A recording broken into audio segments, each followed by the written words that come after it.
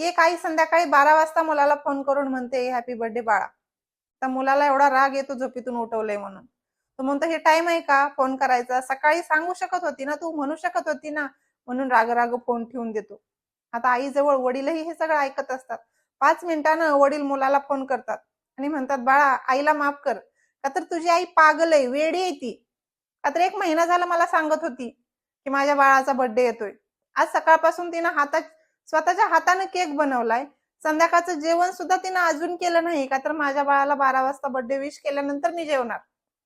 अरे ज्यावेळेस 25 वर्षाखाली तू जन्माला सुद्धा नव्हता ना, त्यावेळेस डॉक्टर म्हणले होते एकतर आई तरी वाचवावी लागेल नाहीतर मूल तरी. एका सेकंदाचाही विचार न करता तिनं माझ्या मुलाला वाचवा म्हणून सांगितलं. अरे तुला न बघता सुद्धा तुझ्यावर एवढं प्रेम करणारी ती आई, तिला पागलच म्हणावं लागेल ना. एवढं सगळं ऐकून मुलाला त्याच्या चुकीची जाणीव झाली.